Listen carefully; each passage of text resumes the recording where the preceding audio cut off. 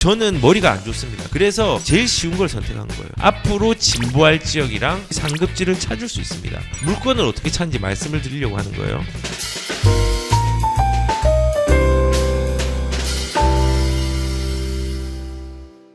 제가 이제 변곡점을 기다리고 우리는 맞이해야 되잖아요. 그럼 뭐에 집중을 해야 되냐? 본질에 집중해야 됩니다.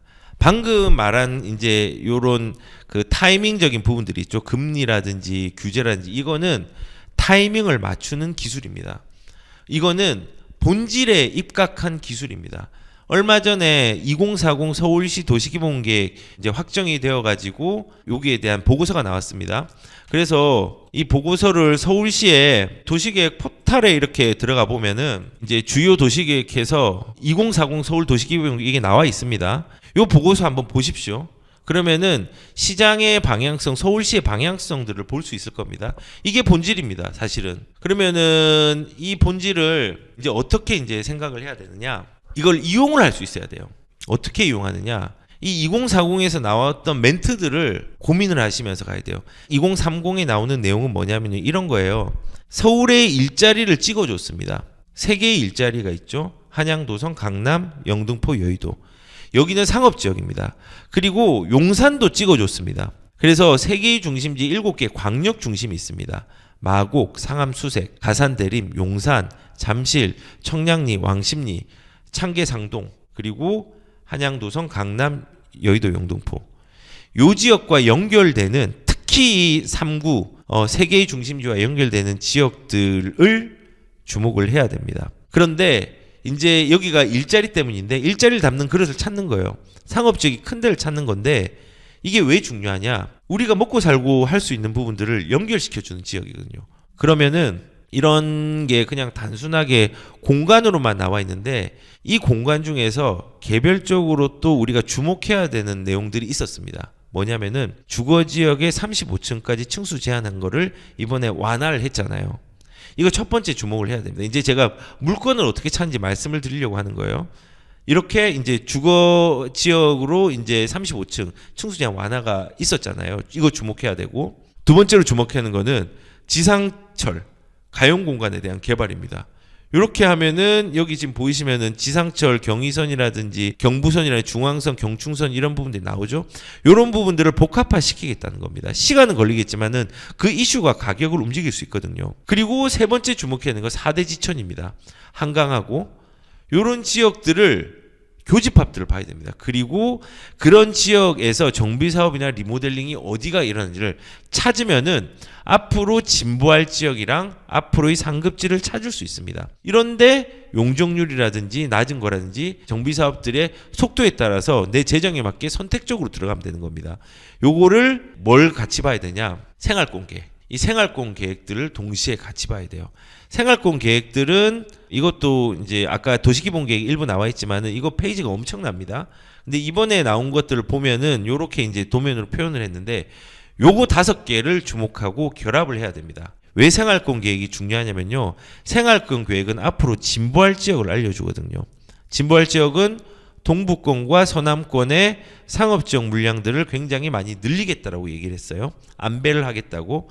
그러면 이제 보세요. 집중을 35층 층수 완화되고 지상철이 있는 데고 한강의 4대 지천이고 정비사업과 리모델링 사업이 있고 생활권 계획이 결합되어 있는 지역은 어디일까? 이거를 이제 합치는 거예요. 이 본질이에요. 본질. 4대강 지천이면 탄천, 중랑천, 안양천, 불광천 그냥 플러스 한강이에요. 한강은 상급지고요. 탄천도 상급지에 있고요.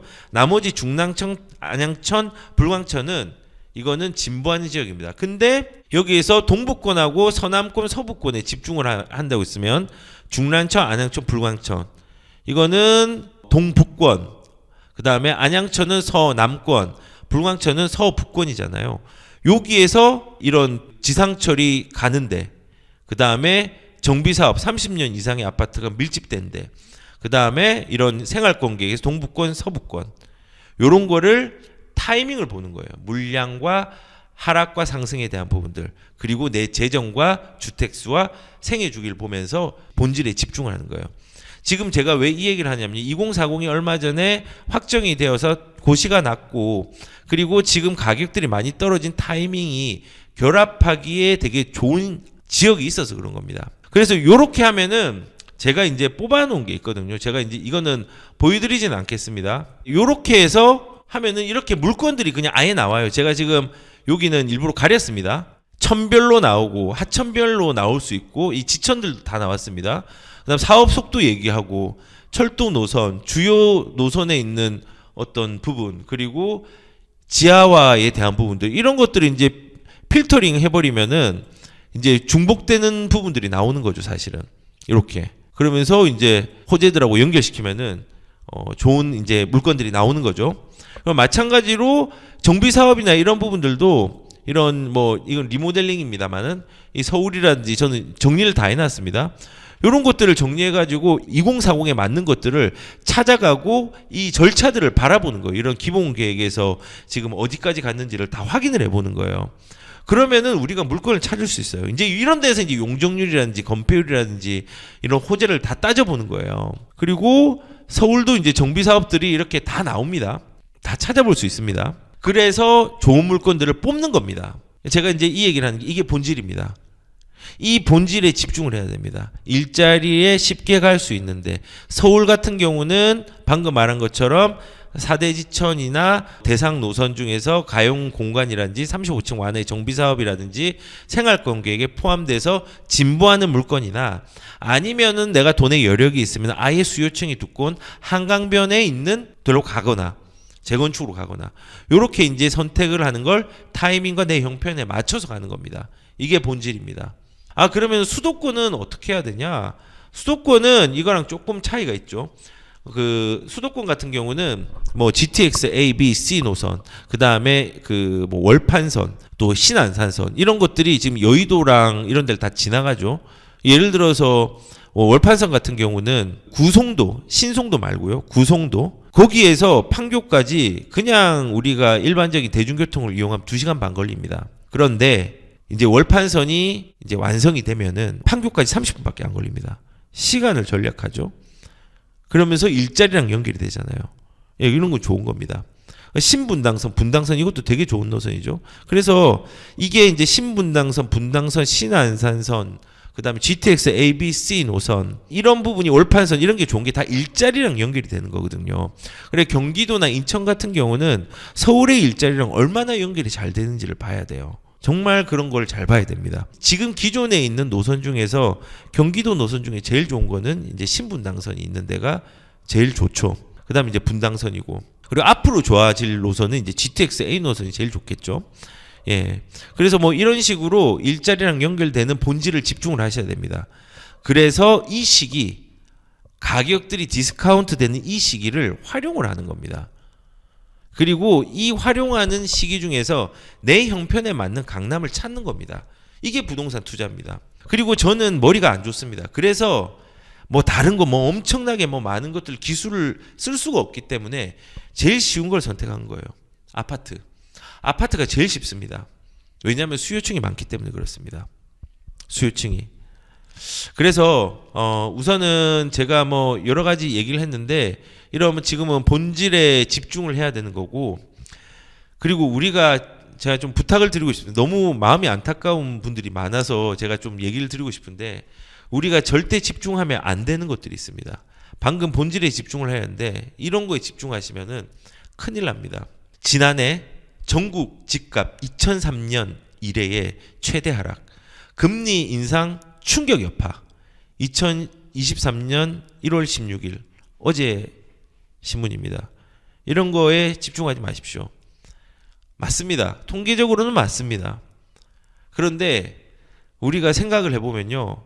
서브프라임 일어났을 때랑 IMF 일어났을 때랑 카드 대란 일어났을 때랑 뭔가 항상 역대 최대 하락.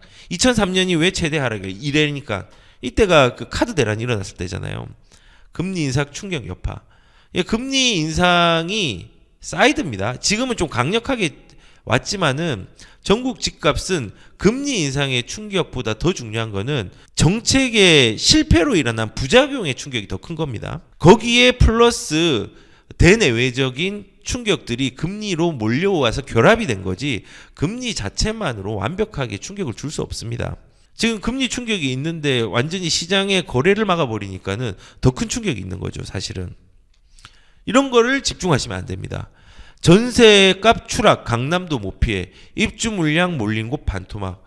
예, 입주 물량 몰린 곳은 당연히 반토막입니다.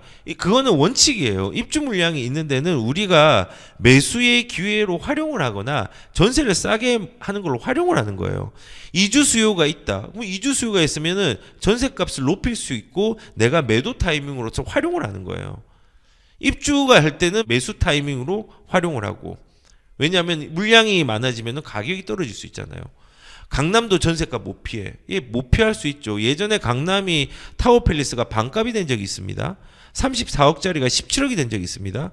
그런데 그게 가만히 있었나요? 전세가도 떨어진 적이 있습니다. 가만히 있었나요? 안 그렇거든요. 그래서 우리가 집중하면 안 되는 게 부정적인 거를 1차적으로 받아들이는 것들에 집중하면 안 됩니다. 이것도 마찬가지입니다. 세종시 17%, 인천 12%, 작년 집값 역대급 하락. 세종시는요 2020년도 남들이 가격들이 조금 오를 때 가장 많이 올랐을 때가 2020년도입니다. 세종 이제 그때부터 이제 빠지기 시작한 거죠. 너무 많이 올랐기 때문에. 인천도 2021년도에 가장 많이 오른 지역 중에 인천이잖아요. 근데 작년 집값의 역대급 하락이라고 하는데 물량이 있죠. 세종시는 지금 왜 지금 빠지면서도 투자자들이 못 들어갈까요? 못 들어가죠. 전세 가격이 낮기 때문에. 인천은 왜 빠질까요? 물량이 많잖아요. 서구에 물량 보십시오. 엄청나게 많습니다. 이런 거를 그냥 역대급 하락이라 했는데 과거에도 보시면 인천이 빠질 때가 있었습니다. 그리고 대구 지금 빠진다고 하지만 과거에 보시면 대구 지금만큼 빠진 데가 있었고 그 전에 올랐던 만큼 올랐을 때가 있었습니다. 되게 신기하게도. 그래서 우리는 이 부정적인 단편을 보면 안 되고요. 크게 큰 그림 숲을 봐야 됩니다. 그리고 분양시장 침체, 청약통장 해지 속출 이런 거 하면 안 되죠. 이런 거 하면 안 되죠. 이런 거에 집중하면 안 됩니다. 지금 시장이 안 좋다고 해서 청약통장을 해지한다? 절대 하면 안 되는 행동이죠. 청약이요. 가장 작은 돈으로 집을 살 수 있는 기회를 마련하는 게 청약통장입니다. 물론 제가 재작년 같은 경우는 로또 분양이 일어나고 있을 때는 청약을 하지 말라고 했습니다. 왜냐하면 너무 확률이라서 이 확률에 의지할 바에 차라리 기존 주택을 사가지고 인플레이션을 방어하자라고 얘기를 했지만 청약통장은 쓸 기회가 있습니다. 그렇기 때문에 이거는 지금 시장이 나쁘다고 절대 해지하면은 안 되는 거죠. 그래서 제가 얘기를 하고 싶은 게 뭐냐면요. 이런 집중을 하시지 말라는 거죠. 뭐 재건축 안 먹힌다, 안전이 통과해도 매수문이 없다. 하지만은 뭐 여기 광명 철산 주공 12단지, 13단지, 뭐 목동 신시가지 3단지, 5단지, 7단지, 10단지, 12단지, 14단지가 완전히 다 통과했는데 매수문이 없어. 예, 없을 수 있죠. 없을 수 있죠. 근데 이게 영원히 없을까요? 언제나 없을까요? 언제나 지금만큼 싸질 때가 있을까요? 저는 개인적으로는 10년 뒤에는 이 가격으로 못 살 거라고 생각합니다. 어렵다고 생각합니다. 그래서 저는 결론적으로 시장을 어떻게 바라봐야 되냐? 단편을 바라보지 말고요. 숲과 나무를 같이 바라봐야 됩니다. 나무만 만지고 내가 시장을 다 파악했어 라고 하시면 큰일 납니다. 숲만 보고 난 시장을 잘 알아요 라고 하면 큰일 납니다. 그래서 오늘 저는 이 얘기를 하고 싶습니다. 맹인모상, 장님이 코끼리 만지기입니다. 시장이 안 좋은 시장을 전체 시장으로 판단하는 겁니다. 너무 좋은 시장을 또 그거를 전체 시장으로 판단하는 겁니다. 시장은요, 안 좋은 시장과 좋은 시장이 함께 동전의 양면처럼 있습니다. 동전이 한쪽만 있으면 가치가 없는 것처럼 시장도 하락과 상승은 동전의 양면처럼 붙어 있습니다. 그런데 한쪽만 보고 이 동전을 평가할 수 없는 거고 코끼리의 다리만 만지고 장님이 코끼리는 이렇다라고 평가할 수 없는 겁니다. 우리는 전체를 봐야 됩니다. 시장이 하락과 상승의 시기는 같이 공존하고 물건별로도 여러 가지를 다양하게 우리가 시장을 보면서 가야지 단순하게 지금이 어렵다고 그 전체가 나쁘다라고 전체를 표현하면 안 된다는 겁니다. 특히 지금 시장은 시장의 위기와 공포가 크기 때문에 그 공포로 인해서 시장 전체를 위기라고 생각하고 시장 전체가 나쁘다라고 영원히 나빠질 거라고 생각하면 안 된다는 겁니다. 그래서 제가 오늘 좀 말씀을 좀 드린 걸 좀 요약을 드리면요. 일단은 우리가 과거에도 불안한 시장이 있었고 지금도 불안한 시장이 있습니다. 근데 그 과거와 지금은 유사합니다. 근데 우리가 달라진 패턴이 있습니다. 가격이 달라졌습니다. 예전에 7억 하던 게 지금은 20억 하기도 하고, 예전에 뭐 78년도로 넘어가면 78년도 8월 1일 날 분양 음마 아파트가 매매가가 2천만 원, 평당가가 68만 원인데 이제 20억이 넘어가고, 이게 달라진 겁니다. 달라지고, 그리고 지금의 금리에 대한 기조들이 처음으로 조금은 완화의 텐스가 있는 기사들과 그런 목소리들이 이제 연준이나 이런 데서 나오고 있다는 부분, 그리고 한은에서도 그런 부분들을 조금 예의주시하고 있다는 부분들 말씀을 드리고, 이런 어려운 시기를 잘 보면서 우리는 싸게 집을 살 수 있는 시기를 인지를 해야 됩니다. 그러면서 그 싸게 살 수 있는 좋은 상급지와 진보하는 지역들의 본질에 집중하면서 내 재정과 이 타이밍들을 활용하는 게 중요하다고 얘기를 했습니다. 그래서 우리가 본질에 집중해야지, 집중하면 안 되는 것이 그냥 부정적인 신문기사, 지금 1차적으로 신문을 해석하는 거, 이런 거에 집중하지 마시고 맹인모상, 장님이 코끼리 만지듯이 내가 경험한 이 장이 인생에, 그리고 이번 부동산의 전체 시장이 전부라고 생각하시는 거를 생각하진 않으셨으면 좋겠습니다.